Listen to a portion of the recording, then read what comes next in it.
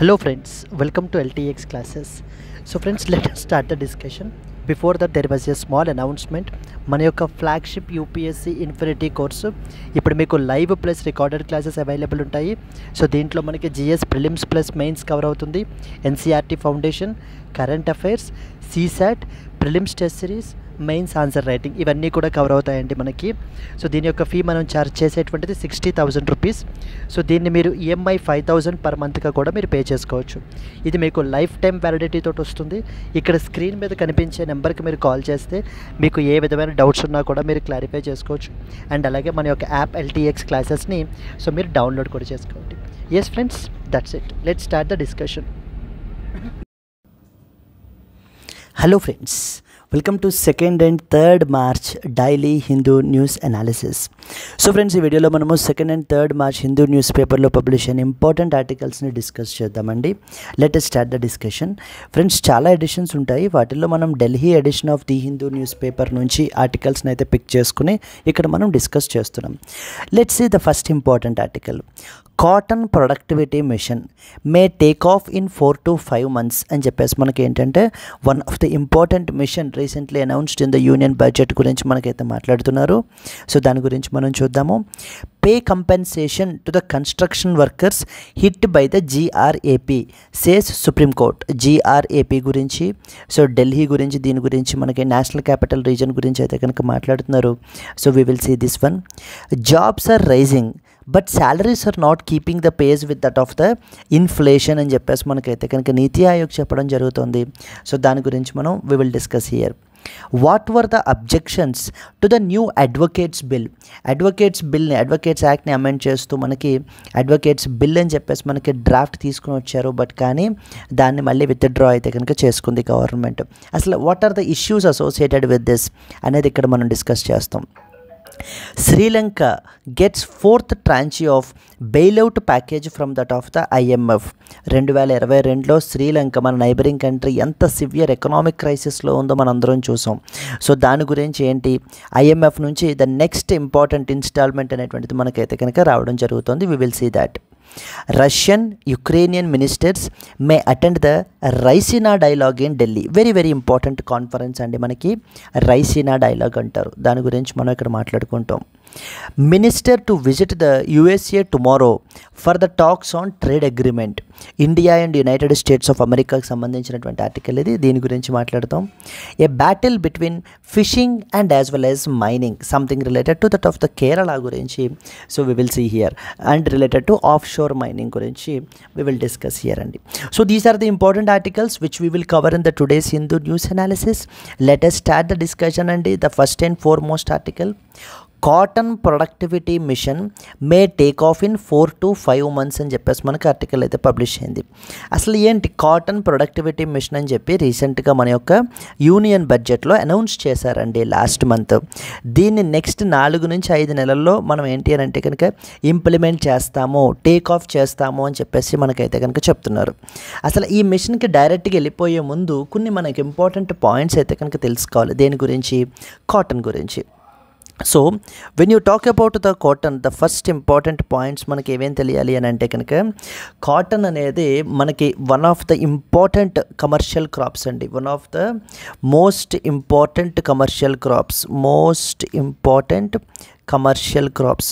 So ఇవి ఇంతకుముందు నోట్స్లో మనం ఆల్రెడీ యాడ్ చేయబడడం జరిగింది. అందుకని షార్ట్ కట్స్లో మనం అయితే కనుక ఇక్కడ డిస్కస్ చేద్దాం. So commercial crop cultivated in India. అంటే కాటన్ గురించి తెలిసినప్పుడు మీకు ఈ పాయింట్స్ కంపల్సరీగా తెలియాల్సినటువంటి పాయింట్స్ అండి. కాటన్ అనేది it has a huge economic importance ఉంది. అందుకనే మనం ఏమని పిలుస్తామో వైట్ గోల్డ్ అని కూడా పిలుస్తాం. ఇవి మీకు స్టేట్ లెవెల్ ఎగ్జామ్స్లోను, SSC CGLలోను ఇలాంటి వాటిలో అడుగుతుంటారు. Which of the following crop is considered as that of the white gold అని చెప్పేసి కూడా అడుగుతుంటారు. అందుకనే దాని యొక్క ఎకనామిక్ ఇంపార్టెన్స్ని గుర్తించి మనకి దీన్ని ఏంటి అని అంటే కనుక cotton has been termed as that of the white గోల్డ్గా మనం అయితే కనుక పిలవడం జరుగుతుందండి. సెకండ్ ఇంపార్టెంట్ పాయింట్ మనకి తెలియాలి. ఈ రోజున మనకి ప్రపంచం మొత్తం తీసుకుంటే కనుక around 25% of the global cotton production ఇండియాలోనే మనకైతే కనుక జరుగుతుంది. So global cotton production 25% of the global cotton production.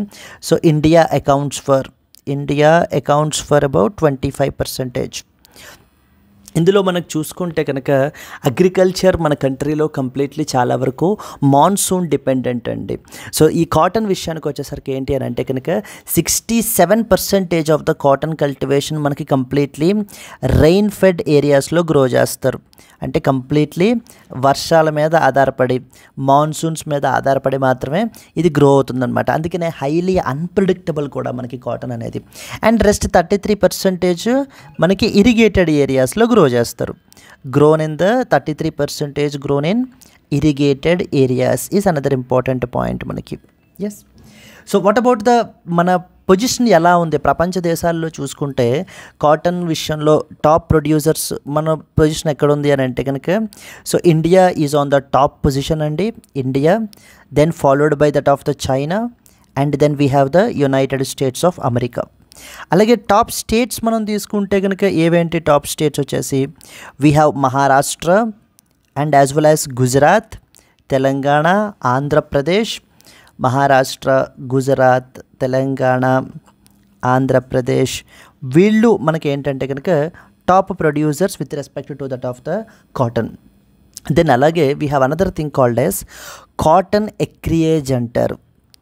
అంటే the total area under which the cotton is cultivated అనేది తీసుకుంటే ఇండియా ఫస్ట్ ప్లేస్లో మనకు ఉంది.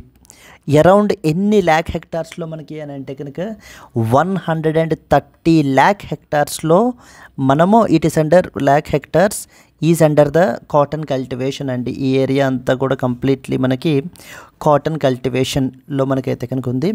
అండ్ దెన్ సిమిలర్లీ మనకు తెలిసిన విషయం ఏ సాయిల్ బాగా సూటబుల్ మనకి black soil is most suitable for that of the cotton cultivation. Yes. So India ఇంకొక యూనిక్ పాయింట్ ఏంటంటే ప్రపంచ దేశాలన్నింటిలో కల్లా India is the unique country. ఏ విషయంలో మన కంట్రీలో కాటన్కి సంబంధించినటువంటి almost all species 4 main species ఉంటాయండి. మొత్తం అవన్నీ కూడా ఇండియాలో మనకైతే కనుక గ్రో చేస్తూ ఉంటాం అనమాట. So the only country which gross all the species of the cotton, all the variants of the cotton, nothing but which grows all the different variants of the cotton, like event for example arboreum antaru. First and foremost vachesi arboreum, second one vachesi manaki herbaceum, then we have barbadans, and finally we have the hirsutum, హిర్సుటం. ఇప్పుడు మనకి ఎలా అడుగుతారంటే ఆర్బోరియం, హెర్బాసియం, బార్బాడెన్స్ అని ఇచ్చేసి ఇవన్నీ కూడా ఏ క్రాప్కి సంబంధించినటువంటి variants అని కూడా అడుగుతూ ఉంటారు. Like for example cotton, jute, sugar cane, ఈ విధంగా మనకి ఆప్షన్స్ అనేవి ఇవ్వబడడం జరుగుతుంది. కాబట్టి ఏంటంటే ఇవన్నీ కూడా కాటన్కి సంబంధించినటువంటి డిఫరెంట్ స్పీసీస్. మన కంట్రీలో నోడల్ ఏజెన్సీ ఏది మనకి cotton corporation of India is the nodal agency అండి. కాటన్ కార్పొరేషన్ ఆఫ్ ఇండియా ఇలా కూడా అడుగుతారు. Consider the following statements about the cotton corporation of India అని కూడా మనకి అడిగే అవకాశాలు ఉన్నాయి. మనకి కాటన్ కార్పొరేషన్ ఆఫ్ ఇండియా 1970లో ఎస్టాబ్లిష్ అయిందండి. అండ్ ఇది మనకి administrative control of ministry of textiles అండర్లోకి వస్తుంది. Under the administrative control of ministry of textiles అండర్లోకి మనకైతే కనుక ఈ బాడీ అయితే కనుక వస్తుంది. So similarly other important points మనకి ఇంకేం తెలియాలి అని అంటే కనుక కాటన్ విషయానికి వచ్చేసరికి ఇది మోస్ట్ కల్టివేటెడ్ ఇంపార్టెంట్ క్రాపే. దీన్ని మనం వైట్ గోల్డ్ అని పిలుస్తాం. కానీ అన్ని మెరిట్సే కాదు, చాలా ఛాలెంజెస్ కూడా ఉన్నాయన్నమాట. ఫస్ట్ అండ్ ఫార్మోస్ట్ ఏంటంటే కాటన్ మీద చాలా ఎక్కువగా జరిగేవి pest attacks. Pink bollworm attack అంటారు. So pest attacks is one of the important challenges మనకి. సో ఛాలెంజెస్ విషయానికి వచ్చేసరికి ఏమేంటి first and foremost challenges the pest attacks. And particularly దేనివల్ల జరుగుతుంది మనకి పింక్ బాల్వార్మ్ ద్వారా మనకి ఏంటంటే కనుక ఇది ఒక పెస్ట్. ఇది సో దీనివల్ల మనకి ఏంటంటే ఇది ఈ యొక్క కాటన్ ప్రొడక్టివిటీని కంప్లీట్లీ మనకైతే కనుక తగ్గించేస్తుంది అది. అండ్ ఇక్కడే మనం గుర్తుపెట్టుకోవాల్సింది ఇంకొకటి ఏంటి, రీసెంట్గా ఆర్టిఫిషియల్ ఇంటెలిజెన్స్ టూల్స్ని ఉపయోగించుకుంటూ మనకి ఏం లాంచ్ చేశారండి, ఎన్పిఎస్ఎస్ అంటే అర్థం ఏంటి, నేషనల్ పెస్ట్ సర్వేలెన్స్ సిస్టమ్ అని అర్థం. ఏం చేస్తుంది ఇది, ఏం చేస్తుంది అని అంటే కనుక ఫర్ ఎగ్జాంపుల్ ఎవరైనా ఒక ఫార్మర్, ఇప్పుడు మనకు ఒక క్రాప్ ఉందనుకోండి, మనం చూస్తే కనుక మన క్రాప్ దగ్గర ఏదో పెస్ట్ అటాక్ ఏదో జరిగింది. పెస్ట్ అటాక్ జరిగినప్పుడు మనం వాటి యొక్క ఫోటోని క్యాప్చర్ చేసి ఈ యొక్క పోర్టల్లో, ఈ యొక్క యాప్లో మనకు అప్లోడ్ చేస్తే ఈ యాప్ వెనకాల పనిచేస్తున్నటువంటి ఆర్టిఫిషియల్ ఇంటెలిజెన్స్ మోడల్స్ ఏం చేస్తాయంటే కనుక అసలు ఇది ఏ టైప్ ఆఫ్ పెస్ట్, ఈ పెస్ట్ వచ్చినప్పుడు మనం ఏమేం ప్రికాషనరీ మెజర్స్ తీసుకోవాలి, ఇవన్నీ కూడా మనకి ఏంటంటే కనుక ఇన్ఫర్మేషన్ అంతా చెప్తుంది. దీనివల్ల ఇప్పుడు మనం ఏంటి, ఒక ఇన్ఫార్మ్డ్ డెసిషన్ తీసుకోవచ్చు. అండ్ అలాగే వేరే స్ప్రెడ్ అవ్వకుండా కూడా మనం ఏంటంటే కనుక తగ్గించవచ్చు. దట్స్ వేర్ టెక్నాలజీ మనకి ఏ విధంగా యూజ్ అవుతుంది అనేటువంటి దానికి మీరు ఒక ఎగ్జాంపుల్గా కూడా మీరు అయితే కనుక కోట్ చేయొచ్చండి. So first important problem with respect to cotton is pest attacks. Second important చూసుకుంటే కనుక చాలా వరకు కాటన్ కల్టివేషన్ అంతా కూడా మన కంట్రీలో చాలా స్మాల్ ల్యాండ్ హోల్డర్స్ దగ్గర, అంటే స్మాల్ హోల్డర్స్ అనమాట, వాళ్ళ దగ్గర dominant is small holder dominance అయితే కనుక సో చాలా ఎక్కువ. అందువలన వీళ్ళంతా కూడా దేని మీద ఆధారపడుతుంటారు, సో ట్రెడిషనల్ అగ్రికల్చరల్ ప్రాక్టీసెస్ మీద ఆధారపడుతుంటారు. ట్రెడిషనల్ అగ్రికల్చరల్ ప్రాక్టీసెస్ మీదనే ఆధారపడుతూ ఉండడం వల్ల ప్రొడక్టివిటీ అది కూడా తక్కువ ఉంటుంది, ఈల్డ్ అది కూడా కొంత తక్కువ వస్తూ ఉంటుంది మనకి. ఎందుకంటే వీళ్ళకి మోడర్న్ టెక్నాలజీస్కి యాక్సెసిబిలిటీ లేదు. But unlike other countries like for example China కానీ యునైటెడ్ స్టేట్స్ ఆఫ్ అమెరికా కానీ ఇవి తీసుకుంటే కనుక వాళ్ళకి ఆ యొక్క ఫార్మర్స్కి ఏంటంటే కనుక మోడర్న్ టెక్నాలజీస్కి యాక్సెసిబిలిటీ ఉంటుంది. సో వీళ్ళు ఏంటంటే ఇంకా బెటర్ ఈల్డ్స్ అనేటువంటివి ఉంటాయన్నమాట మనతో కంపేర్ చేసుకుంటే కనుక. Second important problem. Third problem is for example limited market access is a third important problem. Limited market access. So దీని మూలన చాలా ఫార్మర్స్ ఏం చేస్తున్నారంటే మధ్యలో ఉండేటువంటి ఇంటర్మీడియరీస్కి సేల్ చేసేస్తున్నారండి తక్కువ ప్రైజెస్కి. So that is another issue మనకి. And comes the yield fluctuations is another problem. Yield, cotton yield అనేటువంటిది ఎందుకంటే 67% ఈజ్ కంప్లీట్లీ మనకి రైన్ ఫెడ్ కాబట్టి, అంటే మాన్సూన్ ఆ ఇయర్లో గుడ్ మాన్సూన్ వచ్చింది అనుకోండి మనకి ఈల్డ్ అది బాగుంటుంది, లేదనుకోండి కంప్లీట్లీ ఈల్డ్ అంతా కూడా మనకి ఫ్లక్చువేట్ అయిపోతుంది. అలాగే ఇలా ఈ పింక్ బౌల్ వార్మ్ లాంటి అటాక్స్ అవి జరుగుతూ ఉంటే కనుక ఇంకా మనకి ఈల్డ్ అనేది ఇంకా తగ్గిపోతూ ఉంటుంది. So yield fluctuations is another important problem. ఇవి ఇంపార్టెంట్ ఇష్యూస్ మనకి తెలియాల్సినటువంటివి కాటన్ గురించి. ఒక్కసారి 2 minute క్విక్ రీక్యాప్ మనం చేసుకుంటే కనుక కాటన్ అనేది the most important commercial crop cultivated in our country. దీని యొక్క ఎకనామిక్ ఇంపార్టెన్స్ని గుర్తించి మనం దీన్ని వైట్ గోల్డ్గా కూడా పిలుస్తూ ఉంటాం. ప్రపంచ దేశాల్లో ఇండియా యొక్క పొజిషన్ మనం తీసుకుంటే గ్లోబల్ కాటన్ ప్రొడక్షన్ తీసుకుంటే 25% మన కంట్రీలోనే జరుగుతుంది కాటన్ ప్రొడక్షన్ వచ్చేసి. అండ్ సో అగ్రికల్చర్ అనేది ఇండియా మనకి మెజారిటీ మనం మాన్సూన్ మీద ఆధారపడి ఉన్నాం కదా, మనకి 67%. సో 67% మనకి ఏంటి అని అంటే రెయిన్ ఫెడ్ మీద ఆధారపడి ఉంటే 33% ఇరిగేటెడ్ ఏరియాస్లో మనం అయితే కనుక గ్రో చేస్తున్నామండి కాటన్ని. India, China, United states of America top producers, Maharashtra, Gujarat, Telangana, Andhra Pradesh top states. Cotton అక్రియేజ్ cultivation మనం తీసుకుంటే కనుక అరౌండ్ 130 lakh hectaresలో మనము కాటన్ అయితే కనుక గ్రో చేస్తున్నామండి. సో మోస్ట్ ఫేవరెట్ సాయిల్ మనకి ఏంటిది, black soil is a most favourite soil. And India is a only country ఈ 4 species different variants of the కాటన్ని గ్రో చేసేటువంటిది. ఇంపార్టెంట్ బాడీ ఏమనుకున్నాము, కాటన్ కార్పొరేషన్ ఆఫ్ ఇండియా గురించి అనుకున్నాము. 1970లో ఎస్టాబ్లిష్ అయింది. మినిస్ట్రీ ఆఫ్ టెక్స్టైల్స్ అండర్లో మనకైతే కనుక వర్క్ చేస్తుంది. ఏవేంటి important challenges, pest attacks, small holders, limited market access, yield fluctuations. And ఈ యొక్క అప్లికేషన్ రీసెంట్గా తీసుకుని వచ్చారనుకున్నాం కదా, నేషనల్ పెస్ట్ సర్వేలెన్స్ సిస్టమ్ అని చెప్పేసి. Now coming to the today's thing, మనకి ఈ ఆర్టికల్లోకి వస్తే కనుక something called machine for cotton productivity అని చెప్పి తీసుకుని వచ్చారండి, అనౌన్స్ చేశారనమాట. Machine for cotton productivity.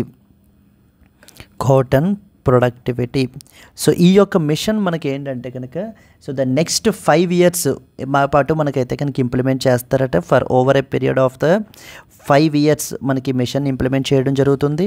And అలాగనే at a cost of about 2500 crores అయితే ఖర్చు పెడుతున్నారండి దీనికి, ఈ మిషన్ అయ్యేదానికి మనకి ఏంటంటే కనుక ఇంప్లిమెంట్ చేయడం గురించి. ఈ మిషన్ ఫర్ కాటన్ ప్రొడక్టివిటీ అనేటువంటి మిషన్లో మనకి 3 సబ్ మిషన్స్ ఉన్నాయి, or mini missions, or you can call it as sub missions, ఏదైనా పిలవచ్చు అనమాట. సో 3 మినీ మిషన్స్ అయితే కనుక ఉన్నాయి. ఏవేంటి, ఫస్ట్ ఇంపార్టెంట్ ఆబ్జెక్టివ్ ఏంటంటే మనకి ఇందాక మనం అనుకున్నాం కదా, మన కంట్రీలో చైనా తోటి లేదా బ్రెజిల్ లేదా యునైటెడ్ స్టేట్స్ ఆఫ్ అమెరికా వీటితో కంపేర్ చేసుకుంటే కాటన్ ఈల్డ్ అనేది చాలా తక్కువ అని చెప్పేసి. సో ఫస్ట్ టార్గెట్ ఏంటి, ఆ కాటన్ ఈల్డ్ని మనం ఇంప్రూవ్ చేయాలి. So first target is improve the cotton yield and as well as productivity. Cotton yield and as well as productivity. And the second important issue మనకి ఏంటంటే కనుక ఏది నోడల్ ఇంపార్టెంట్ బాడీ ఏది మనకి, CCI, cotton corporation of India. Cotton corporation of India మనం తీసుకుంటే కనుక చాలా వరకు మనకి యొక్క ప్రాసెసింగ్ యూనిట్స్ కానీ ఇవన్నీ కూడా మనకి ఏంటంటే కంప్లీట్లీ అవుట్డేటెడ్ అండి. ఎందుకు అనుకున్నాం అలాగా, ఎందుకంటే కంప్లీట్లీ ట్రెడిషనల్ అగ్రికల్చరల్ ప్రాక్టీసెస్ మీదనే ఇవి ఫాలో అవుతూ ఉంటాం కాబట్టి మనం ఇప్పుడు వాటన్నిటిని కూడా మోడర్నైజ్ చేయడం సెకండ్ ఇంపార్టెంట్ మిషన్గా మనకు పెట్టుకున్నారు. So that is cotton corporation of India will modernise around 1000 ginning and as well as the మనకి ఏంటి అని అంటే కనుక pressing units is a second important mission మనకి. అండ్ ఫైనల్లీ థర్డ్ ఇంపార్టెంట్ తీసుకుంటే కనుక సస్టైనబుల్ న్యాచురల్ ఫైబర్స్ని ప్రమోట్ చేయాలి. Promoting the sustainable natural fibres is the third important objective. So these are the 3 submissions. So what was this mission for cotton productivity? ఇది రీసెంట్గా మనకి union బడ్జెట్లో announce చేసింది. దీన్ని మనకి 5 years పాటు ఇంప్లిమెంట్ చేస్తారు. 2500 crores is basically the cost. దీంట్లో 3 సబ్మిషన్స్ ఉంటాయి, కాటన్ ఈల్డ్ అండ్ ప్రొడక్టివిటీని ఇంప్రూవ్ చేయడము, మోడర్నైజింగ్ చేయడం, గిన్నింగ్ అండ్ ప్రెసింగ్ యూనిట్స్ని, సస్టైనబుల్ న్యాచురల్ ఫైబర్స్ని ప్రమోట్ చేయడం. దీస్ ఆర్ ద 3 ఆబ్జెక్టివ్స్ అండి. Yes, these are the important points. I hope you have understood. ఇదే మనకి ఇక్కడ మెన్షన్ చేశారు, cotton productivity mission may take off in 4 to 5 months అని చెప్పేసి. మీకు ఈ పాయింట్స్ అన్నీ కూడా ఫింగర్ టిప్స్ మీద మనకైతే కనుక ఉండాలి. Clear? The same thing I have written here అండి, that you can read it. The mission for cotton productivity which was announced in the union budget is expected to be launched in 4 to 5 months. ఎందుకని? To boost the cotton production, to modernise the processing and promote the sustainable fibres. So objectives are 3 prong objectives మనకి. Cotton yield and ప్రొడక్టివిటీని improve చేయాలి, ఆ cotton processing ఇన్ఫ్రాస్ట్రక్చర్ని modernise చేయాలి, sustainable natural ఫైబర్స్ని మనం ఏంటి అని అంటే కనుక ప్రమోట్ చేయాలి. సో దీనికి ఇచ్చిన బడ్జెట్ 2500 crores మనకి ఏంటంటే for the over next 5 years మనకైతే కనుక ఖర్చు పెడతామని చెప్తున్నారు. ఫస్ట్ వన్ చూడండి, focusing upon cotton yield productivity, increasing the productivity for farmers. Second one, ginning and pressing యూనిట్స్ని మోడర్నైజ్ చేయాలి. It is led by cotton corporation of India. Cotton corporation of India ఏ ministry అండర్లోకి వస్తుందండి? ఇందాకే మాట్లాడాం, ministry of textiles అండర్లోకి మనకైతే కనుక వస్తుందన్నమాట. Clear? It aims to upgrade around 1000 units. Then we have the third one, sustainable natural ఫైబర్స్ని మనకి ఏంటి అని అంటే కనుక ప్రమోట్ చేయాలి. For example bamboo fibres, banana, milk, వీటిని మనకి ఏంటంటే కనుక ప్రమోట్ చేయాలి. Clear? So that is what these are the important points అండి. సో దీనికి సంబంధించిన క్వశ్చన్ ఎలా అడుగుతారంటే, discuss the significance of the cotton productivity mission in enhancing the India's textile sector and as well as rural economy can be a potential question. Yes, done. Let's move on to that of the next important article. Pay compensation to construction workers which are hit by the GREP, says Supreme Court. So supreme court రీసెంట్గా మనకి ఏంటి అని అంటే కనుక మాట్లాడుతూ ఏం చెప్తోంది అని అంటే కనుక, the supreme court has directed the Haryana, UP, Rajasthan to pay compensation to construction workers whenever they are hit by the closure of activities due to GREP measures in Delhi National Capital Region, even if there is no specific court order on it. What is this point is all about? అసలు దేని గురించి అంటే something related to air pollution గురించి. So ఈ రోజున మనం చూస్తే particularly winter మంత్స్లో ఈ యొక్క ఢిల్లీ ఈ రీజియన్స్లో మీరు చూసినట్లయితే ఒక గ్యాస్ ఛాంబర్లా ఉంటుందన్నమాట. సివియర్ ఎయిర్ పొల్యూషన్ అనేటువంటిది మనకి ఇక్కడైతే కనుక ఉంటుంది. ఎందుకని? రకరకాల రీజన్స్ ఉన్నాయి. వెహికులర్ ఎమిషన్స్ వల్ల ఒక రీజన్స్, కన్స్ట్రక్షన్ యాక్టివిటీసు, లేకపోతే పంజాబ్, హర్యానా ఈ స్టేట్లో చేసేటువంటి స్టబుల్ బర్నింగు, రకరకాల రీజన్స్ వల్ల మనకి ఏంటంటే కనుక ఈ యొక్క ఢిల్లీ నేషనల్ క్యాపిటల్ రీజియన్లో పొల్యూషన్ అనేటువంటిది విపరీతంగా పెరిగిపోతుంది. ఇలా ఎప్పుడైతే ఎయిర్ పొల్యూషన్ విపరీతంగా పెరిగిపోయి ఎయిర్ క్వాలిటీ మనకి డిటారియేట్ అయిపోతుందో అలాంటప్పుడు మనకి ఏం చేస్తారంటే కొన్ని ఎమర్జెన్సీ మెజర్స్ని ఇంప్లిమెంట్ చేస్తారు. ఎమర్జెన్సీ మెజర్స్ ఏంటి? Emergency measures for example fire క్రాకర్స్ని బ్యాన్ చేయడం, లేకపోతే మనకి కన్స్ట్రక్షన్ యాక్టివిటీస్ అన్నిటినీ కూడా ఆపడం. దెన్ నెక్స్ట్ వచ్చేసి ప్రైవేట్ ట్రాన్స్పోర్టేషన్ వాడకండి, అంటే మీ సొంత కార్లు వాడకుండా పబ్లిక్ ట్రాన్స్పోర్టేషన్, మెట్రోస్, నెక్స్ట్ వచ్చేసి గవర్నమెంట్ బస్సెస్ యూజ్ చేయడం అని చెప్పి ప్రమోట్ చేయడం. ఏ విధంగా చేస్తారు? ఫర్ ఎగ్జాంపుల్ ప్రైవేట్ వెహికల్స్ ఉన్నాయనుకోండి, పార్కింగ్ ఫీజు అది కూడా పెంచేసేయడం. ఇలా అంటే డిస్కరేజింగ్ ద ప్రైవేట్ ట్రాన్స్పోర్టేషన్. ఎవరు కూడా మీ సొంత కార్లు వేసుకుని తిరగకూడదు అని చెప్పేసి మనకి ఏంటంటే కనుక డిస్కరేజ్ చేయడం గురించి.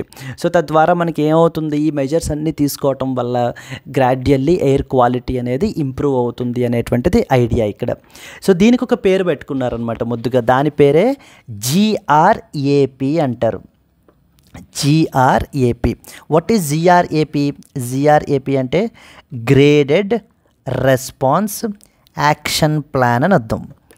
Graded response action plan. What is GRAP అంటే కనుక, సో సింపుల్గా చెప్పాలంటే these are set of emergency measures. Set of emergency measures. ఏంటి ఎమర్జెన్సీ మెజర్స్? ఇందాక మనం మాట్లాడుకున్నాం కదా. What are those measures?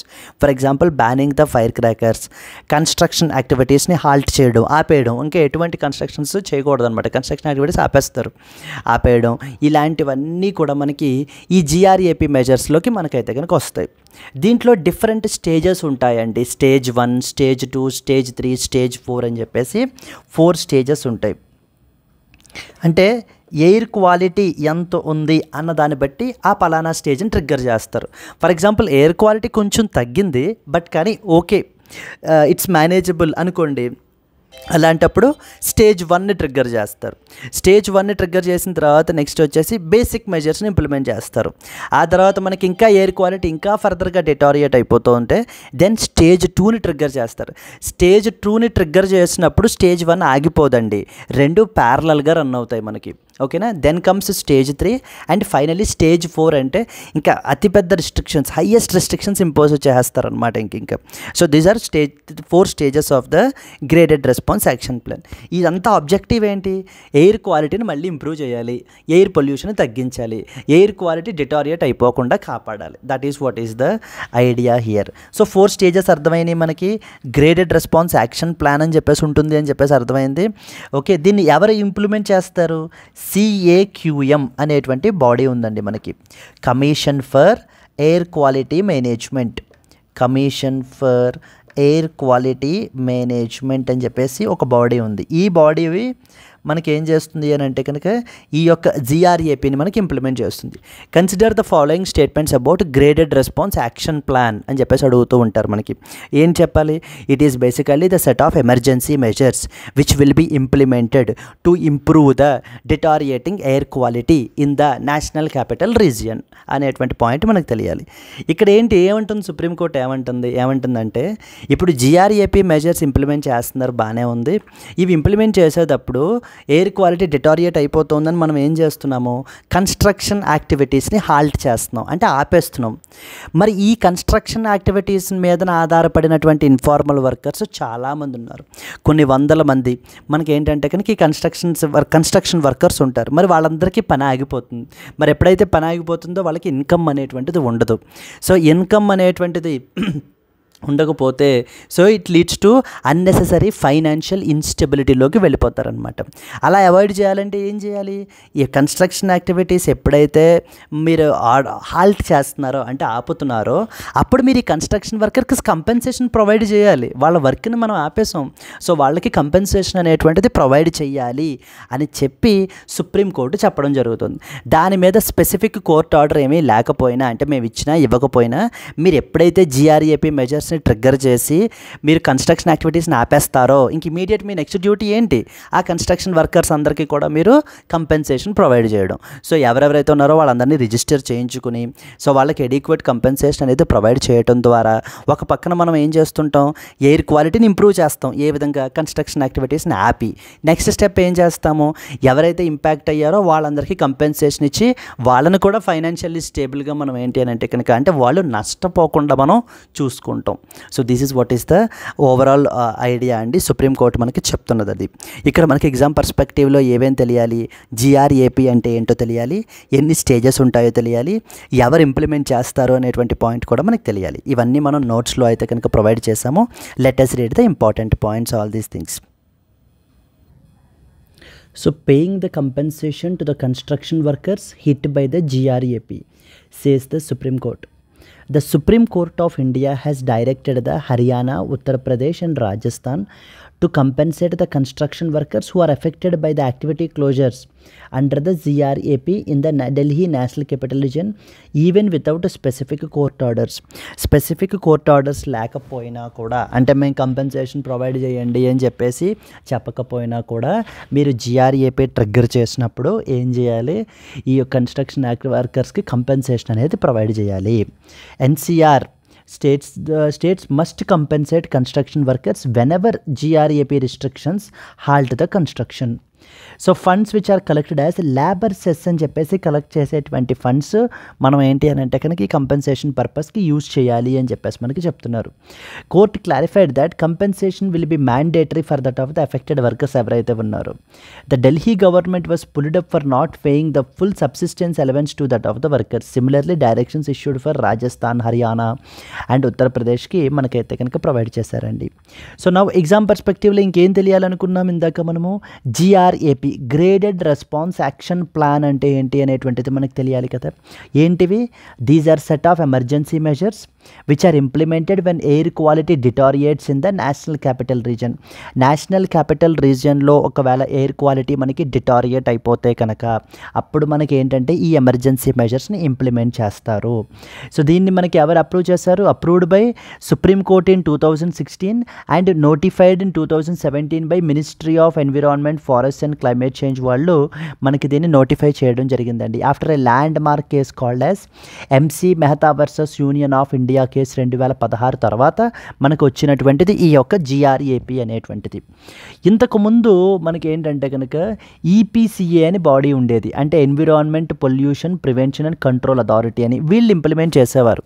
కానీ 2020 తర్వాత 2021 నుంచి మనకి ఎవరు ఇంప్లిమెంట్ చేస్తున్నారు, CAQM ఇందాక అనుకున్నాం కదా, commission for air quality management వాళ్ళు మనకి ఇంప్లిమెంట్ చేస్తున్నారండి.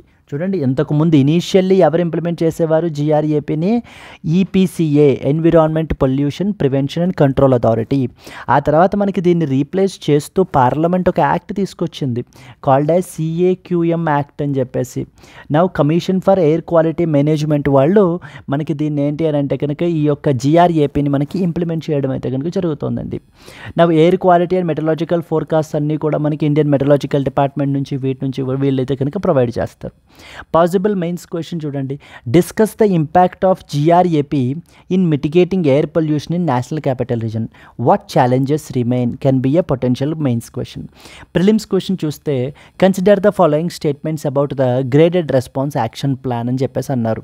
The GRAP was introduced after the supreme court's ruling in MC Mehta versus union of India case 2016. The implementation of the GRAP was initially overseen by commission for air quality management అంటున్నారు. So which statements are true అండి, first statement ట్రూవే కదా. MC Mehta versus union of India landmark case తర్వాతన మనకు వచ్చినటువంటిది GRAP అనేటువంటిది. First statement కరెక్టే. What about second statement, the implementation of GRAP was initially overseen అంటున్నారు. ఇనీషియల్లీ ఎవరు చూసారండి GRAPని, సో దట్ ఈస్ EPCA అనేటువంటి బాడీ చూసింది. ప్రియార్ టు 2020 ఇందాక మనం అనుకున్నాం కదా, 2020లో తర్వాత మనకి పార్లమెంట్ యాక్ట్ తీసుకొస్తే 2021 నుంచి ఈ CAQM వాళ్ళు చూస్తున్నారు, commission for air quality management వాళ్ళు చూస్తున్నారు. So therefore the answer వచ్చేసి 1 only is the answer. GRAP was introduced after the Supreme Court's 2016 ruling, making the statement 1 correct. What about statement 2? Initially it was implemented by that of the EPCA అనే body implement చేసింది.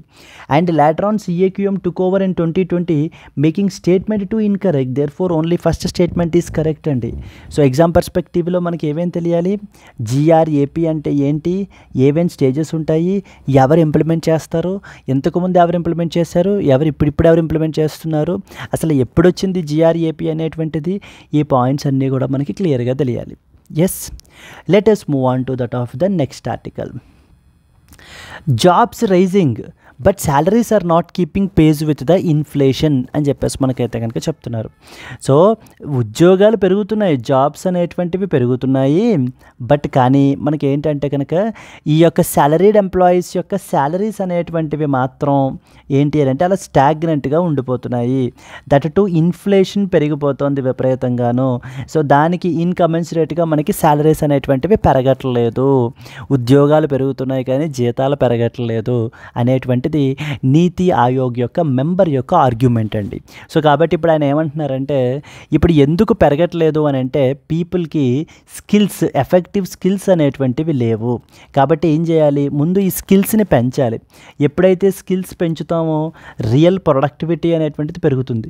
ఎప్పుడైతే productivity పెరుగుతుందో real wages అనేటువంటివి మనకి అప్పుడు increase అవుతాయి. So therefore ఇక్కడ మనకి మెయిన్ ఇష్యూ ఏంటి, lack of skills shortage is the main important issue. అందువలన మనకి శాలరీస్ అనేటువంటి ఉద్యోగాలు, జాబ్స్ అనేవి పెరుగుతున్నా కూడా అందరికీ కూడా తక్కువ శాలరీస్ మాత్రం తక్కువగానే ఉంటున్నాయి. సో ఇవి పెరగాలి అని అంటే కనుక మనకి ముందు రియల్ స్కిల్స్ అనేటువంటిది పెంచాలి. సో దానివల్ల మనకి ఏమవుతుంది, రియల్ ప్రొడక్టివిటీ పెరుగుతుంది, ఈచ్ అండ్ ఎవ్రీ ఎంప్లాయీ యొక్క ప్రొడక్టివిటీ. ఎప్పుడైతే ఎంప్లాయీ ప్రొడక్టివిటీ పెరుగుతుందో దెన్ డెఫినెట్లీ వేజెస్ అనేటువంటివి కూడా మనకి ఇంక్రీజ్ అవుతాయి. The more productive you are, the more wage you will get. That is what is the argument of the NITI Aayog member అండి అరవింద్ విర్మాని చెప్తున్నటువంటి logic అనమాట. సో ఈయన చెప్తున్నది ఏంటంటే కనుక మనకి వర్కర్ టు పాపులేషన్ రేషియో అనేటువంటిది మనకైతే కనుక ఇంక్రీజ్ అయ్యింది, జాబ్స్ పెరుగుతున్నాయి, పెరగకపోవడం ఏం లేదు. గత 7 సంవత్సరాలుగా జాబులు పెరుగుతున్నాయి కానీ జీతాలు పెరగట్లేదు. సో ఆ జీతాలు పెరగాలంటే పీపుల్కి స్కిల్స్ లేవు, అవే స్కిల్స్తో నడిపించేస్తున్నారు. స్కిల్స్ పెంచాలి, స్కిల్స్ పెంచుకొని అడ్వాన్స్డ్ నేర్చుకోవాలి. ఎందుకంటే ప్రపంచ దేశాలు, చాలా దేశాలు అన్నీ కూడా ఇప్పుడు ఎల్డర్లీ పాపులేషన్ పెరిగిపోతుంది కానీ మన కంట్రీలో మాత్రం ఏంటంటే యూత్ పాపులేషన్ చాలా ఎక్కువ. మనకి డెమోగ్రాఫిక్ డివిడెండ్ అంటాం, అది చాలా ఎక్కువ. ఇది మనం సరిగ్గా ఛానలైజ్ చెయ్యకపోతే ఇది మనకి ఏమవుతుంది, డెమోగ్రాఫిక్ డిజాస్టర్గా మారిపోతుంది. ఎస్ అండి. So therefore the idea is ఇక్కడ ఏంటి మనకి increase the skills, with that productivity will increase, with the increase in productivity wages will increase.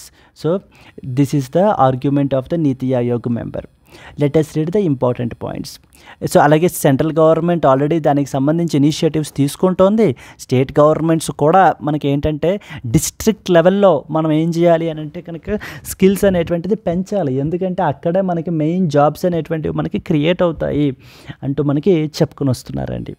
NITI Aayog member Arvind Virmani highlighted that while employment is rising in India, real wages for regular jobs have not kept up with inflation over the past 7 years. నుంచి మనకి ఏంటి అని అంటే కనుక improvement అయితే కనుక లేదు, stagnant అయితే కనుక అయిపోయాయి. ఇన్ఫ్లేషన్ మాత్రం పెరిగిపోతుంది బట్ శాలరీస్ మాత్రం పీపుల్ యొక్క పర్చేసింగ్ పవర్ ఏదైతే ఉందో తగ్గిపోతుంది, అది ఇన్ఫ్లేషన్ వల్ల. So the periodic labour force survey data shows a consistent rise in worker population ratio over the past 7 years. So jobs are increasing faster than that of population growth, but despite some fluctuations. So real wages విషయానికి వచ్చేసరికి ఏమవుతుంది, they have stagnated over the last 7 years. Inflation has outpaced the wage growth, reducing the purchasing power of the people. మన salaries కంటే కూడా inflation చాలా ఎక్కువ రేట్లో మనకి గ్రోత్తో మనకి పెరిగిపోతున్న మూలాన మన యొక్క పర్చేసింగ్ పవర్ అనేది మనకి ఏంటంటే కనుక తగ్గిపోతుందండి. పర్చేసింగ్ పవర్ అనేది తగ్గిపోతుంది.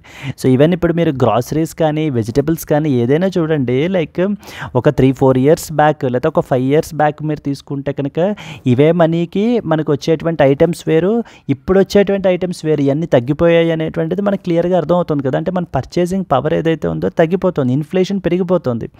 So salaries remaining the same. So ఏమంటున్నారు, రీజన్ ఏమంటున్నారు, ల్యాక్ ఆఫ్ స్కిల్డ్ వర్కర్స్, వర్కర్స్కి స్కిల్స్ లేకపోవడం వలన is the primary reason for stagnant wages. కాబట్టి ఏం చేయాలి, now we should improve on teaching and training quality to bridge this skills gap. ఈ skills గ్యాప్ని మనం తగ్గించాలి అని అంటే కనుక సో స్కిల్ షార్టేజ్ని మనం బ్రిడ్జ్ చేయాలి, మోర్ టీచింగ్ అనేది ప్రొవైడ్ చేయాలి, నెక్స్ట్ స్కిల్స్ని టీచ్ చేయాలి, అండ్ అలాగే ట్రైనింగ్ అనేటువంటిది ప్రొవైడ్ చేయాలి పీపుల్కి. సో దాన్ని అప్పుడు మనకి ఏమవుతుందంటే ఈ స్కిల్ గ్యాప్ ఏదైతే ఉందో, షార్టేజ్ ఏదైతే ఉందో తగ్గుతుంది. ఎందుకంటే ప్రపంచంలో మనకి హ్యూజ్ ఆపర్చునిటీ ఉంది, మనం దాన్ని యూజ్ చేసుకోవాలి.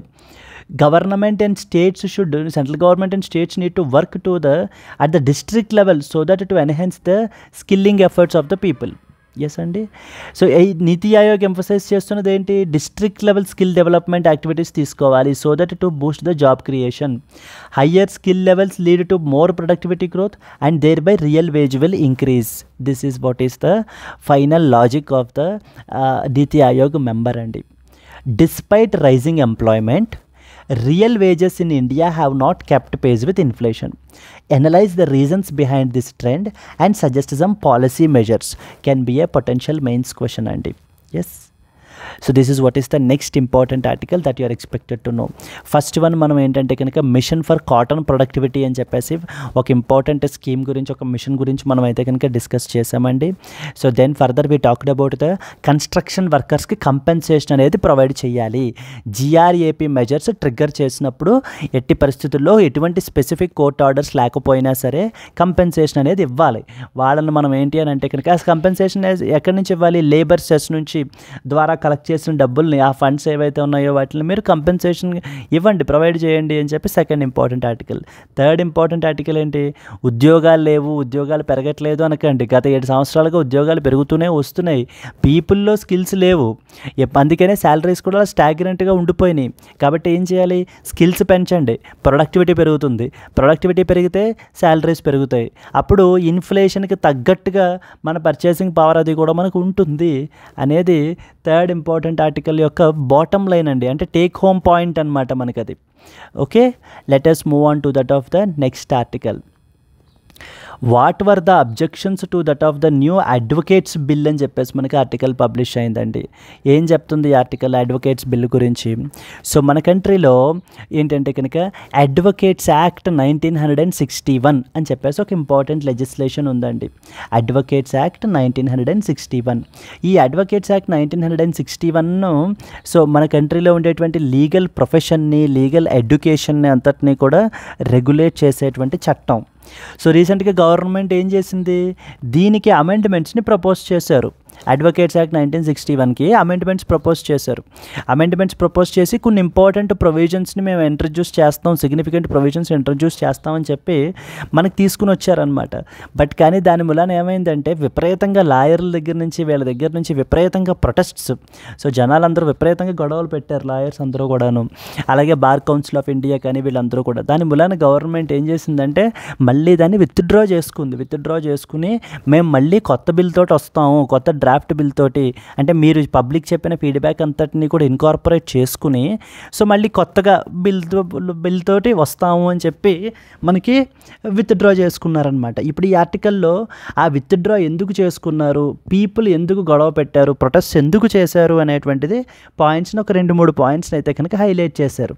ఫస్ట్ ఇంపార్టెంట్ పాయింట్ ఏంటంటే కనుక సో జనరల్గా మీరు చూస్తూనే ఉంటారు, ఈ యొక్క లాయర్స్ అందరూ కూడా ఏదైనా గొడవ అయినప్పుడు స్ట్రైక్స్ అవి కూడా చేస్తూ ఉంటారు.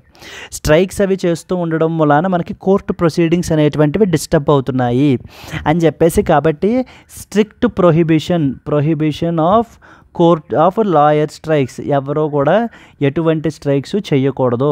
ఒకవేళ లాయర్స్ ఎవరైనా కూడా ఒకళ్ళు కానీ కలెక్టివ్గా కానీ ఎటువంటి స్ట్రైక్స్ క్యారీ అవుట్ చేస్తే కనుక వాళ్ళ మీద పీనల్ ప్రొవిజన్స్ని ఇన్వోక్ చేయాల్సి వస్తుంది, వాళ్ళ మీద యాక్షన్ తీసుకోవాల్సి వస్తుంది అని చెప్పి గవర్నమెంట్ ఒక కొత్త అమెండ్మెంట్ని తీసుకొచ్చింది. దేనికి? ఈ అడ్వకేట్స్ యాక్ట్ 1961కి.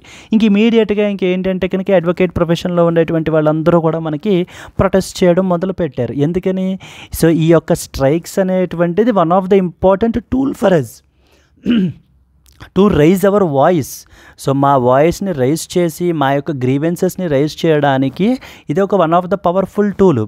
సో మీరు ఒక ఫారంని క్రియేట్ చేయాల్సింది పోయి ఉన్న ఫ్రీడమ్ ఆఫ్ ఇదిని మాకు డిసెంట్ని ఏదైతే ఉందో సో మా గ్రీవెన్సెస్ని రైజ్ చేసేటువంటి ఇదిని ఛానల్ని ఆపేయడం అనేటువంటిది కరెక్ట్ కాదు ఎట్టి పరిస్థితుల్లోనూ అని చెప్పేసి మనకైతే కనుక చెప్పడం జరిగిందండి. ఇదంతా కూడా లాయర్స్ దగ్గర నుంచి వచ్చిన ఇష్యూ అనమాట. సెకండ్ ఇంపార్టెంట్ ఏంటంటే కనుక బార్ కౌన్సిల్ ఆఫ్ ఇండియా నుంచి. సో మన కంట్రీలో we have something called bar council of India అని చెప్పేసి ఒక బాడీ ఉంది. ఇది మనకి ఏంటంటే లీగల్ స్టాండర్డ్స్ని అవి కూడా ప్రిస్క్రైబ్ చేయడము, స్టేట్ బార్ కౌన్సిల్స్ అన్నిటినీ కూడా రెగ్యులేట్ చేయడము, ఓవరాల్గా లీగల్ ప్రొఫెషన్ని రెగ్యులేట్ చేసేటువంటి బాడీ మనకి బార్ కౌన్సిల్ ఆఫ్ ఇండియా అని చెప్పేసి పిలుస్తారు. సో ఇప్పుడు ఈ బార్ కౌన్సిల్ ఆఫ్ ఇండియా విషయానికి వచ్చేసరికి ఏమవుతుందంటే సో గవర్నమెంట్ ఏం చెప్పిందంటే నేను ఒక 3 మెంబర్స్ని దీనికి నామినేట్ చేస్తాను, అలాగే మనకి ఏంటంటే నేను డైరెక్షన్స్ ఇష్యూ చేస్తే కనుక అవి బైండింగ్ డైరెక్షన్స్, బైండింగ్ అంటే బార్ కౌన్సిల్ ఆఫ్ ఇండియా ఖచ్చితంగా వాటిని ఫాలో అవ్వాలి. అండ్ అలాగనే బార్ కౌన్సిల్ ఆఫ్ ఇండియా ఏ విధంగా స్టేట్ బార్ కౌన్సిల్స్ని ఓవర్సీ చేస్తుందో దాని అంతటినీ కూడా రెగ్యులేట్ చేస్తాము అంటూ కొన్ని ఇంపార్టెంట్ ప్రొవిజన్స్ తీసుకొచ్చారనమాట. So to regulate the how the bar council of India oversees state bar councils, state bar కౌన్సిల్స్ని ఏ విధంగా ఓవర్సీ చేయాలి అనేటువంటిది కూడా మేము రెగ్యులేట్ చేస్తాము అని అమెండ్మెంట్లు తీసుకొచ్చారు. ఇప్పుడు బార్ కౌన్సిల్ ఆఫ్ ఇండియా నుంచి ప్రొటెస్ట్స్ ఏమని, ఇది బార్ కౌన్సిల్ ఆఫ్ ఇండియా అనేటువంటిది మనకి ఏంటంటే కనుక ఒక ఇండిపెండెంట్ బాడీగా, సో దీంట్లో ఎటువంటి ఎగ్జిక్యూటివ్ ఇంటర్ఫీరెన్స్ ఉండకూడదు, పొలిటికల్ ఇంటర్ఫీరెన్స్ ఉండకూడదు. ఎందుకంటే గవర్నమెంట్ ఈ రోజున biggest litigant, one of the biggest litigants ఈరోజు కోర్ట్స్లో మనం చూసుకుంటే కనుక. మరి అలాంటప్పుడు బార్ కౌన్సిల్ ఆఫ్ ఇండియాలో ఈ విధమైనటువంటి ఎగ్జిక్యూటివ్ ఇన్ఫ్లుయెన్స్ అనేది కరెక్ట్ కాదు, ఇది మా యొక్క అటానమీని దెబ్బతీస్తుంది. మాకు బైండింగ్ డైరెక్షన్స్ని ఇష్యూ చేయడం ఏంటి, సో డైరెక్షన్స్ని ఇష్యూ చేసి బైండింగ్ డైరెక్షన్స్ని ఇష్యూ చేయడం ఏంటి, ఏ విధంగా రెగ్యులేట్ చేస్తారు. So we are an independent body అంటూ మనకి ఏంటంటే బార్ కౌన్సిల్ ఆఫ్ ఇండియా ఎవరికి లెటర్ రాశారు, గవర్నమెంట్కి లెటర్ రాసుకుని వచ్చారండి. ఎస్, సో ఇలా థర్డ్ ఇంపార్టెంట్ ఇష్యూ ఏంటంటే కనుక సో ఈ యొక్క లీగల్ ప్రాక్టీషనర్ అంటే ఎవరు అనేటువంటి దాన్ని మనకి ఎక్స్పాండ్ చేస్తున్నారండి scope. So only advocates registered ఎవరైతే ఉన్నారో వాళ్ళే కాకుండా మనకి ఏంటంటే కనుక లీగల్ ప్రాక్టీషనర్ యొక్క డెఫినేషన్ని మనకి ఎక్స్పాండ్ చేశారు. ఫోర్త్ ఇంపార్టెంట్ ఏంటంటే కనుక ఫారిన్ ఫర్మ్స్ని, ఫారిన్ లాయర్స్ని కూడా మనకి ఏంటి అని అంటే కనుక సో మన కంట్రీలో ప్రాక్టీస్ చేయడానికి వీలుగా గవర్నమెంట్ రూల్స్ని తీసుకొస్తాము అని చెప్పేసి ఫోర్త్ ఇంపార్టెంట్ అమెండ్మెంట్ చేయబడడం జరిగింది. సో ఈ అమెండ్మెంట్స్ అన్నీ కూడా అంటే స్ట్రైక్స్ అనేటువంటివి ఆపేయాలి, ఎటువంటి స్ట్రైక్స్ చేయకూడదు, బార్ కౌన్సిల్ ఆఫ్ ఇండియాకి మేము మెంబర్స్ నామినేట్ చేస్తాము, దీనికి బైండింగ్ డైరెక్షన్స్ ఇష్యూ చేస్తాము, బార్ కౌన్సిల్ ఏ విధంగా స్టేట్ బార్ కౌన్సిల్స్ని ఓవర్సీ చేస్తుందో దాని అంతటినీ కూడా రెగ్యులేట్ చేస్తాము, లీగల్ ప్రాక్టీషనర్ యొక్క డెఫినేషన్ని బ్రాడన్ చేస్తాము. This is a positive move. Then next వచ్చేసి ఫారిన్ ఫర్మ్స్ అండ్ ఫారిన్ లాయర్స్ని మన కంట్రీలో ప్రాక్టీస్ చేసే విధంగా so we will bring out the rules అని చెప్పేసి మనకి చెప్పడం జరిగింది. ఈ రీజన్స్ అన్నిటి వల్ల కూడా మనకి ఏంటంటే కనుక సివియర్ ప్రొటెస్ట్స్ అనేటువంటివి మనకైతే వచ్చాయి. అందుకని ప్రపోజ్ చేసినటువంటి అమెండ్మెంట్ బిల్ని మనకి విత్డ్రా చేసుకున్నారు గవర్నమెంట్ అండి. సో అవి ఇక్కడ మనకి మాట్లాడిన points. What are the objections to the new advocates bill? So అసలు ఏంటి మనకి గ్లోబల్ లెవెల్లో మన లీగల్ ప్రొఫెషన్ని కూడా మన కంట్రీలో ఉండేటువంటి లీగల్ ప్రొఫెషన్ని, లీగల్ స్టాండర్డ్స్ని ఛానలైజ్ చేయాలి అనే ఉద్దేశంతో తీసుకుని వస్తున్నాము అని చెప్పేసి ఆబ్జెక్టివ్ చెప్పారు. దెన్ నెక్స్ట్ ఇందాక ఫస్ట్ పాయింట్ మనం మాట్లాడుకున్నాం కదా, లాయర్స్ గోయింగ్ ఆన్ స్ట్రైక్ అని చెప్పేసి. Are lawyers allowed to go on strike? So the new bill said no. దీని మీద మాట్లాడుతూ ఏం చెప్తున్నారంటే ఇప్పుడు ఈ యొక్క ఏవైతే మనం స్ట్రైక్స్ చేస్తారో లాయర్స్ అనేటువంటివి డెఫినెట్లీ దానివల్ల కోర్టు ప్రొసీడింగ్స్ అనేటువంటివి డిస్టర్బ్ అవుతాయి. సో ఎప్పుడైతే కోర్టు ప్రొసీడింగ్స్ డిస్టర్బ్ అవుతాయో ఎవరైతే న్యాయం గురించి ఎదురు చూస్తున్నారో లిటిగెంట్స్ ఎవరైతే ఉన్నారో వాళ్ళందరూ కూడా సఫర్ అవ్వాల్సినటువంటి పరిస్థితి. సో కాబట్టి ఇక్కడ మనకి వ్యూ పాయింట్ ఏం చెప్తున్నారంటే స్ట్రైక్స్ అనేటువంటిది ఖచ్చితంగా ఒక ఎఫెక్టివ్ టూలే, ఒప్పుకుంటాం, కానీ దాన్ని మనం ఎప్పుడు యూజ్ చేయాలి, ఇంకా లాస్ట్ రిసార్ట్గా మాత్రమే యూజ్ చేయాలి అంటూ మనకి ఈ యొక్క పారాగ్రాఫ్లో మనకి చెప్పారండి. సెకండ్ ఇంపార్టెంట్ ఏంటి, ఈజ్ దేర్ ఎగ్జిక్యూటివ్ కంట్రోల్. ఇందాక ఏమనుకున్నాం, బార్ కౌన్సిల్ ఆఫ్ ఇండియాకి మెంబర్స్ని నామినేట్ చేయడం గురించి. దెన్ నెక్స్ట్ వచ్చేసి మనకి ఏంటంటే కనుక వాళ్ళకి బైండింగ్ డైరెక్షన్స్ని ఇష్యూ చేయడం గురించి, అండ్ ఏ విధంగా స్టేట్ బార్ కౌన్సిల్స్ని ఓవర్సీ చేస్తుందో సో దాన్ని రెగ్యులేట్ చేయడం గురించి. ఇవన్నీ కూడా కంప్లీట్లీ డ్రాకోనియన్ ఇన్ నేచర్, ఇవి మా యొక్క అటానమీని దెబ్బతీస్తాయి అని బార్ కౌన్సిల్ ఆఫ్ ఇండియా వాళ్ళు మనకైతే చెప్తున్నారండి. See in the representational image you can see so lawyers protesting for the Advocates Amendment Bill February 21 మనకి ఏంటంటే కనుక ప్రొటెస్ట్ క్యారీ అవుట్ చేస్తున్నారనమాట. సో థర్డ్ ఇంపార్టెంట్ ఏంటి మనకి, so bar council legal practitioner అంటే ఎవరు అనేటువంటి దాన్ని మనకి ఏం చేస్తున్నారు, ఎక్స్పాండ్ చేయడం జరుగుతుంది. సో ఎక్స్పాండ్ చేసి మనకి ఏంటంటే కనుక మిగతా వేరే లాయర్స్ని, వేరే స్ట్రీమ్లో కార్పొరేట్ లాయర్స్ని, వీళ్ళందరినీ కూడా మనకి ఏంటి అని అంటే కనుక సో దీంట్లో యాడ్ చేయడం, డెఫినేషన్ని మనకి బ్రాడ్ చేస్తున్నారు. This is the third point. And the fourth one, foreign ఫర్మ్స్ని, ఫారిన్ లాయర్స్ని మన కంట్రీలో ప్రాక్టీస్ చేసే విధంగా అంటే రెసిప్రోకల్ బేసిస్ మీద సో చేయడం అనేది ఫోర్త్ ఇంపార్టెంట్ పాయింట్. ఇవన్నీ కూడా మనకి ఈ ఆర్టికల్లో మెన్షన్ చేశారండి. So let us state the important points.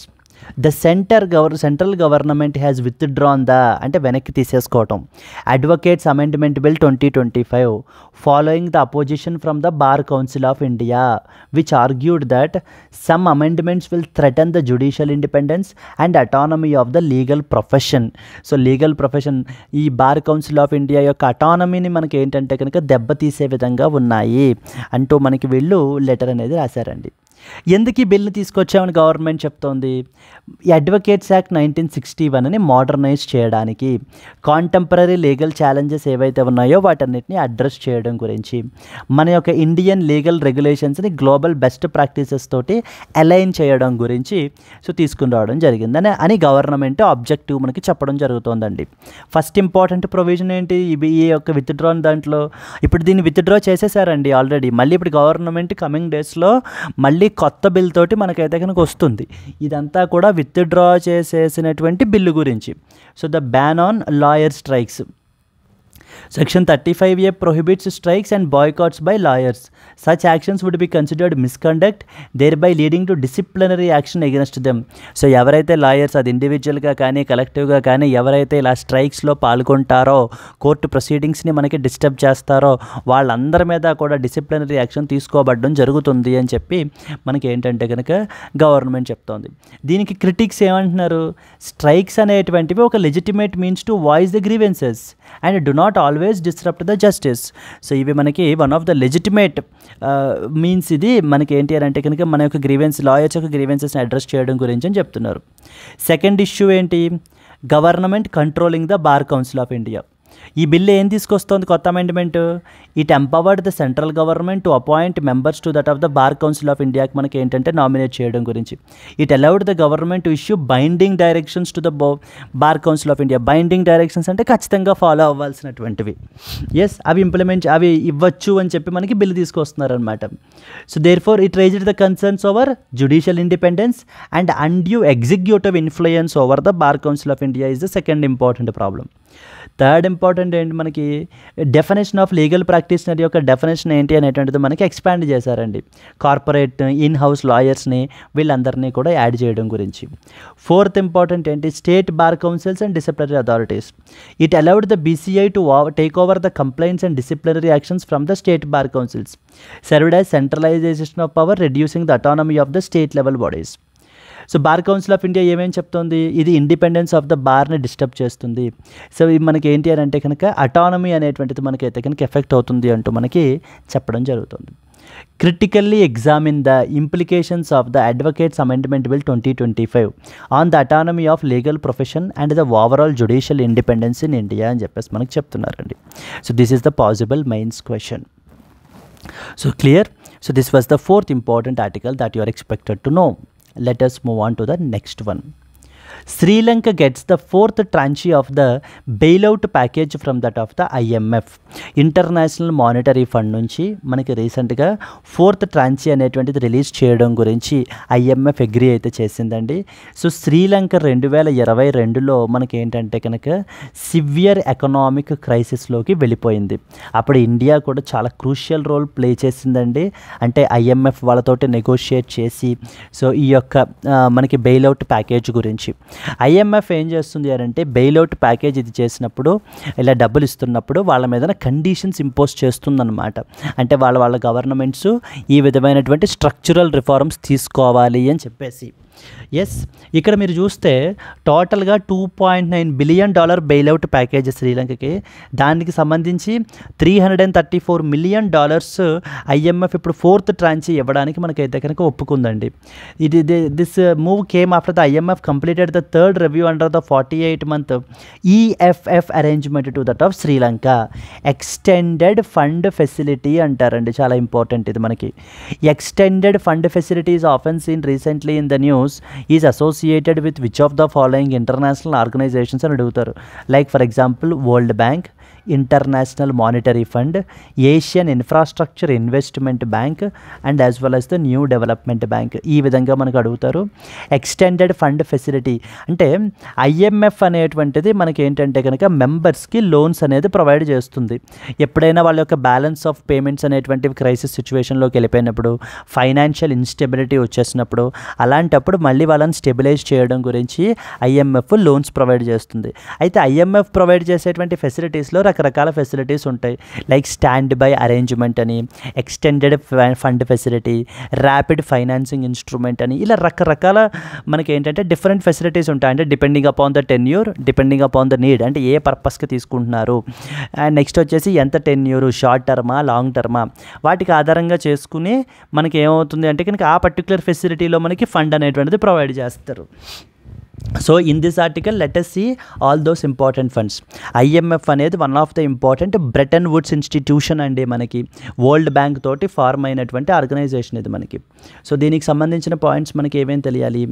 The IMF has recently released the 4th tranche of $334 million from its $2.9 billion bailout package to help Sri Lanka recover from its 2022 economic crisis.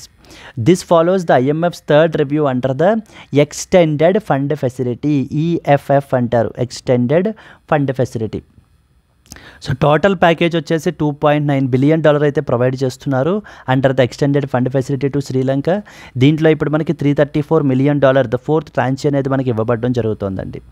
So it was declared bankruptcy because of due to the severe foreign exchange reserves shortage అనేది విపరీతంగా వచ్చేయటం మూలాన 2022లో అలాగే మనకి విపరీతమైన high inflation అనేటువంటిది మనకైతే కనుక వచ్చేసిందనమాట.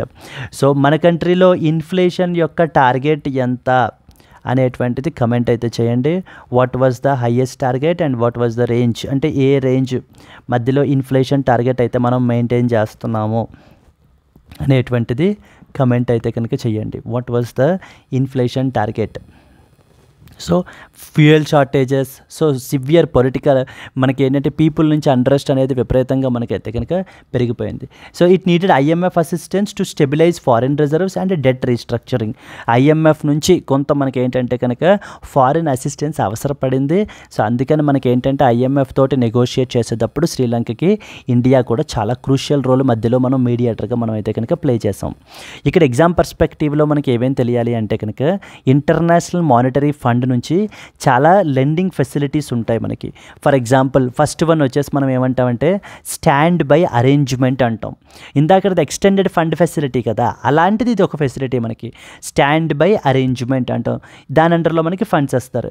ఇవి మనకి ఎక్స్క్లూజివ్లీ షార్ట్ టర్మ్ పర్పస్ గురించి ఇస్తారు మనకి. Facing the balance of payment issues, ఏ దేశాలు అయితే బ్యాలెన్స్ ఆఫ్ పేమెంట్ ఇష్యూస్ మనకి ఫేస్ చేస్తున్నాయో అలాంటి దేశాలకి మనకి షార్ట్ టర్మ్ నీడ్స్ గురించి ఇచ్చేటువంటి ఫెసిలిటీ స్టాండ్ బై అరేంజ్మెంట్ అంటారు. అంటే ఇక్కడ మనకి మ్యాక్సిమం డ్యూరేషన్ వచ్చేసి 12 నుంచి 24 months వరకు మనకైతే కనుక ఉంటుంది. So then 3.5 to 1/4 to 5 years లోపల మనకి ఏంటంటే రీపేమెంట్ అనేది చేయాలి. సెకండ్ది ఏంటి స్టాండ్ బై క్రెడిట్ ఫెసిలిటీ. ఫస్ట్ది స్టాండ్ బై అరేంజ్మెంట్ అండి, సెకండ్ది స్టాండ్ బై క్రెడిట్ ఫెసిలిటీ. ఇది మనకి ఎక్స్క్లూసివ్లీ లో ఇన్కమ్ కంట్రీస్కి ఇస్తుంటారు. Poverty reduction and the growth trust. And duration వచ్చేసి ఇది కూడా 12 to 36 months ఉంటుంది. గ్రేస్ పీరియడ్ 4 years అనేది ప్రొవైడ్ చేస్తారు. థర్డ్ది ఎక్స్టెండెడ్ ఫండ్ ఫెసిలిటీ, శ్రీలంకకి ఇస్తున్నది మనకి దీని అండర్లో, ఈ ఫెసిలిటీ అండర్లోనే. Countries with prolonged BOP issues, balance of payment issues ఉంటే కనుక అలాంటి వాళ్ళకి ఇస్తారు. కానీ ఇక్కడ కండిషన్ ఏంటంటే కనుక ఏ కంట్రీకి అయితే ఎక్స్టెండెడ్ ఫండ్ ఫెసిలిటీ అనే అండర్లో మనకి ఫండ్స్ IMF ప్రొవైడ్ చేస్తుందో వాళ్ళు కొన్ని స్ట్రక్చరల్ చేంజెస్ చేయాలి వాళ్ళ గవర్నమెంట్లో. అంటే ట్యాక్స్ రిఫార్మ్స్ తీసుకుని రావటము, ఇంకా కొంత మోర్ ట్యాక్స్ బ్రాకెట్ని పెంచటము, ట్యాక్స్ పీపుల్ని బాస్కెట్ని మనకి పెంచడం, ఇలాంటి యాక్టివిటీస్ అన్నీ కూడా మనకి చేయాలన్నమాట. అది extended fund facility. Then next వచ్చేసి ర్యాపిడ్ ఫైనాన్సింగ్ ఇన్స్ట్రుమెంట్ అంటారు. ఫర్ అర్జెంట్ బీఓపీ నీడ్స్ ఏమైనా ఉంటే ఇమీడియట్గా మనకి ఇవ్వడం గురించి ర్యాపిడ్ ఫైనాన్సింగ్ ఇన్స్ట్రుమెంట్ అంటారు. అలాగే ర్యాపిడ్ క్రెడిట్ ఫెసిలిటీ అంటారు. ఇది కూడా మనకి ఏంటంటే కనుక లో ఇన్కమ్ కంట్రీస్కి మనకి ప్రొవైడ్ చేయబడడం జరుగుతుందండి. సో మీకు ఎగ్జామ్ పర్స్పెక్టివ్లో rapid credit facility, rapid financing instrument, extended fund facility, standby credit facility, standby arrangement, ఇవన్నీ కూడా IMFకి సంబంధించినటువంటి డిఫరెంట్ లెండింగ్ ఫెసిలిటీస్ అనేటువంటి తెలియాలి మనకి. Possible mains question. Discuss the role of IMF's financial assistance programs in supporting countries facing economic crisis. Evaluate their impact on the economic recovery can be a potential question. Let us move on to that of the next article. And Russian and as well as Ukrainian ministers may attend the Raisina dialogue in New Delhi. So friends, ఈ dialogue చాలా important అండి. మనకి ఇది Raisina dialogue అని చెప్పేసి మనం పిలుస్తాం అనమాట. Raisina డైలాగ్ని observer research foundation, Raisina డైలాగ్ని మనకి ఎవరు ఆర్గనైజ్ చేస్తారు?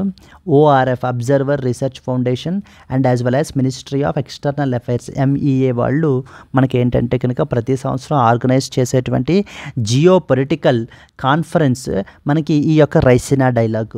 సో దీనికి రీసెంట్గా ఇప్పుడు మనకి ఏంటంటే Russian and Ukrainian ministers may attend the Raisina dialogue in Delhi. సో మీరు చూస్తూ ఉంటే Russia and as well as Ukraine మధ్య ఇయర్స్ లాంగ్ నుంచి మనకి ఏంటంటే కనుక కాన్ఫ్లిక్ట్ అనేటువంటిది అయితే కనుక జరుగుతోంది. సో ఇప్పుడు మనకి సిగ్నిఫికెంట్ ఆస్పెక్ట్ ఏంటి? బోత్ రష్యా నుంచి యుక్రెయిన్ నుంచి మనకైతే కనుక మినిస్టర్స్ అయితే కనుక మనకి రావడం అనేది జరుగుతుంది. So let us discuss important points associated with this. The Raisina dialogue. Consider the following statements about Raisina dialogue అని చెప్పేసి ఇస్తుంటారు మనకి. The Raisina dialogue 2025, which is hosted by the Observer Research Foundation and the Ministry of External Affairs, may see the participation of both Russian and Ukrainian foreign ministers, raising the diplomatic states amid the ongoing war between those two countries. So ఆ రెండు దేశాల మధ్యన మనకి జరుగుతున్న వార్ని మనం దృష్టిలో పెట్టుకుంటే కనుక ఇప్పుడు వీళ్ళిద్దరూ ఇక్కడ ఈ సమ్మిట్కి రావడం అనేది చాలా ఇంపార్టెంట్. ఎందుకంటే చాలాసార్లు ఇండియా ఒక మీడియేటర్గా రోల్ అయితే కనుక ప్లే చేయగలదు అంటూ బోత్ రష్యా యుక్రెయిన్ ఇద్దరు అక్నాలెడ్జ్ చేశారండి. సో రష్యా కూడా మనకి ఏంటి అని అంటే కనుక ఇండియా చాలా క్రూషియల్ రోల్, ఒక మీడియేటర్ రోల్ అయితే కనుక ప్లే చేయగలదు అంటూ రష్యా చెప్తుంటే, అలాగే యుక్రెయిన్ యొక్క ప్రెసిడెంట్ జెలెన్స్కీ కూడా మనకి ఏంటంటే కనుక even India can think of hosting a peace summit, ఏదైనా కూడా ఆర్గనైజ్ చేయగలిగేటువంటిది అయితే కనుక ఉంది, we are looking forward to it అని చెప్పేసి కూడా మనకి చెప్పడం జరిగింది. సో ఇది మనకి ఏంటంటే న్యూఢిల్లీలో మనకైతే జరుగుతోందండి. న్యూజిలాండ్ యొక్క ప్రైమ్ మినిస్టర్ క్రిస్టోఫర్ లక్సన్ మనకి ఏంటంటే కనుక దీనికి కీ గెస్ట్ ఈ యొక్క రైసినా డైలాగ్కి. అంటే ఒక్కొక్క సంవత్సరం ఒక్కొక్కళ్ళు ఉంటూ ఉంటారు మనకి. అరౌండ్ 1800 డెలిగేట్స్ ఫ్రమ్ 120 కంట్రీస్ అయితే పార్టిసిపేట్ చేస్తున్నారు. రష్యన్ ఫారెన్ మినిస్టర్, యుక్రేనియన్ యొక్క మినిస్టర్స్, ఫారెన్ మినిస్టర్స్ని మనకి అయితే ఇన్వైట్ చేయబడడం జరిగింది. Their presence could lead to heated discussions on the Russia and as well as Ukraine conflict. So western pressure is there on India to take a clear stance against Russia. So రష్యాకి సంబంధించి అంటే Russia Ukraine కాన్ఫ్లిక్ట్కి సంబంధించి మనకి తీసుకుంటే కనుక Russia మీద clear stand తీసుకోవాలి అని చెప్పేసి వెస్టర్న్ కంట్రీస్ నుంచి అంటే United states of America, European union, so ఈ దేశాలన్నీ కూడా మన మీదన ప్రెషర్ని అయితే కనుక తీసుకుని రావడం జరుగుతుంది. బట్ ఎప్పుడు చెప్పినా మనం ఒకటే చెప్తూ ఉంటాం, we always take the side of peace. అంతే తప్ప we don't take the side of Russia or nor the side of Ukraine, we will take the side of peace. Diplomacy ద్వారానే, డిప్లొమాటిక్ డిస్కషన్స్ ద్వారానే మనం ఏంటి అని అంటే కనుక ఎండ్ చేయగలము. అంతే తప్ప బ్యాటిల్ గ్రౌండ్లో మనం ఏమీ అచీవ్ చేయలేము అనేది ఇండియా యొక్క స్టాండ్. మనం ఎప్పుడూ టెర్రరిజంని కానీ కాన్ఫ్లిక్ట్ని కానీ మనం ఎప్పుడూ ప్రమోట్ చేయమండి. అలా చేసే దేశాల మీద దేని మీద కూడా మనం ఏంటంటే కనుక వాళ్ళకి సపోర్ట్ కూడా మనం ప్రొవైడ్ చెయ్యం. We always take the side of peace. Yes. So then ఎవరు ఆర్గనైజ్ చేశారండి? అబ్జర్వర్ రీసెర్చ్ ఫౌండేషన్ అనేటువంటి బాడీ మనకి ఆర్గనైజ్ చేసింది. It hosted the Raisina dialogue annually in partnership with ministry of external affairs. Shangri-La dialogue అని చెప్పేసి మనకు జరుగుతూ ఉంటుందండి. సో దాని ఈ సిమిలర్ లైన్స్లో మనకి ఏంటంటే కనుక దీన్ని ఆర్గనైజ్ చేస్తున్నారనమాట. It focuses upon geopolitical and economic challenges with multi stakeholder participation. Multiple countries మనకి ఏంటి అంటే కనుక దీంట్లో పార్టిసిపేట్ చేస్తారు. How does India's role in global diplomatic dialogues like Raisina dialogue will reflect their strategic autonomy in the international relations అని చెప్పేసి ఒక possible mains question అడగచ్చు. ప్రిలిమ్స్ క్వశ్చన్ కనుక మీరు చూస్తే కనుక చూడండి. Consider the following statements about the Raisina dialogue. First one, it is organized by Observer Research Foundation in collaboration with the Ministry of External Affairs. Second statement, the dialogue follows the model of the Davos World Economic Forum అని చెప్పేసి అడుగుతున్నారండి. Which of the above statements are correct statements? First statement కరెక్టే. Raisina dialogue అనేది మనకి observer research foundation, next వచ్చేసి ministry of external affairs, వీళ్ళిద్దరి collaboration తోటి మనకి చేస్తారు.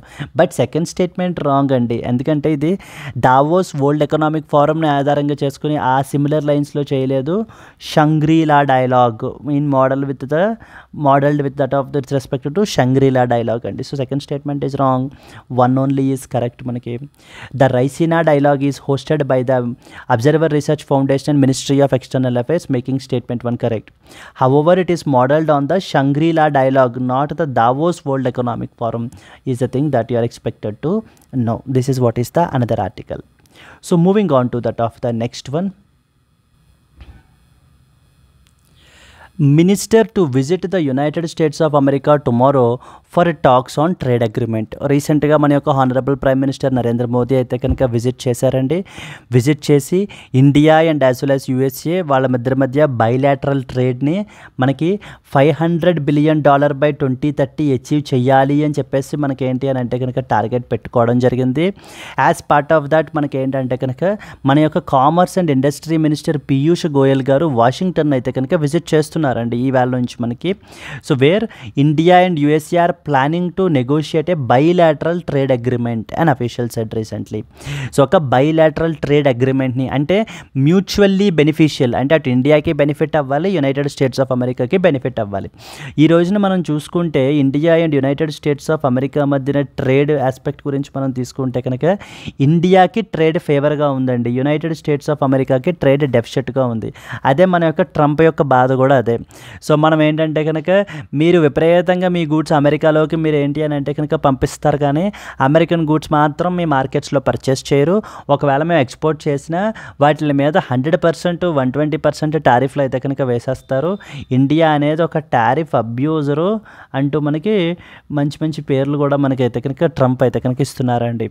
సో ఇక్కడ మనం చూసుకుంటే ఇక్కడ ఏమర్థం కావాలి, ఫైనల్గా పాయింట్ ఏంటంటే కనుక ఇద్దరికి అంటే India and United states of America మధ్యన ట్రేడ్ రిలేషన్స్ని ఫర్దర్గా స్ట్రెంగ్తన్ చేయడం గురించి, ట్రేడ్ డెఫిసిట్ని బ్రిడ్జ్ చేయడం గురించి ట్రంప్ ఇప్పుడు మనం చూస్తే కనుక ఈ యొక్క టారిఫ్స్ని ఒక నెగోషియేటింగ్ టూల్గా మనకి యూజ్ చేసుకుంటున్నారు. ఏమని, like for example like aluminium 25% tariff అని, స్టీల్ 25% టారిఫ్ అని, ఈ విధంగా మనకి ఇంపోజ్ అయితే కనుక చేస్తూ యూరోపియన్ యూనియన్ని, చైనాని, కెనడాని, మెక్సికోని, ఇండియాని వీళ్ళందరినీ కూడా మనకి ఏంటంటే కనుక తనకి నచ్చే విధంగా సో మనకి ఏంటి అని అంటే కనుక నెగోషియేటింగ్ టూల్గా మనకి యూస్ చేస్తున్నారండి. సో ఇప్పుడు ఇదే కాంటెక్స్లో ఇక్కడ మాట్లాడారు చూడండి. So tariff threat, the proposed agreement is an opportunity to boost the bilateral trade and investments between both the countries amid the threat of US president Trump to impose higher tariffs on Indian goods. So Indian goods మీద కూడా మేము tariffs అనేటువంటివి impose చేస్తాము, reciprocal tariffs impose చేస్తాము అంటూ మనకి Trump అయితే కనుక చెప్పడం జరుగుతుంది. క్లియర్? సో దీనికి సంబంధించి ఏమేమి తెలియాలి మనకి. Commerce and industry minister Piyush Goyal will visit the Washington to negotiate a bilateral trade agreement between India and USA with a goal of expanding the trade and as well as investment ties. So Piyush Goyal will visit the USA from Monday. Discussions will be on bilateral trade agreement గురించి మనకైతే కనుక మాట్లాడతారు. It is expected to be finalised by the fall of 2025. India and ఈ point చాలా important మనకి. మీరు exam పర్స్పెక్టివ్లో India and USA relations గురించి రాసేటప్పుడు ఈ పాయింట్ని మీరు అయితే కనుక మెన్షన్ చేసుకోవచ్చండి. India and United states of America committed to double the bilateral trade to about $500 billion by the year 2030. Yes. So the talks come amid the concerns over higher tariffs on Indian goods under the US trade policies. How do India-USA trade agreements impact the India's economic growth and strategic interests? Discuss the challenges and opportunities involved can be a potential mains question. Moving on to that of the next one. The next one is Andy. Extended fund facility is often seen recently in the news, is associated with A. World Bank, B. IMF, C. New Development Bank, D. Asian Infrastructure Investment Bank. So these are the 4 options and this is the questions. I hope you know the answer, and if you know the answer, please comment your answer, and alage if you have liked the video, please do like it and share it to your friends, and let's meet again in the next Hindu news analysis. Until then, happy learning, all the best, bye bye Andy.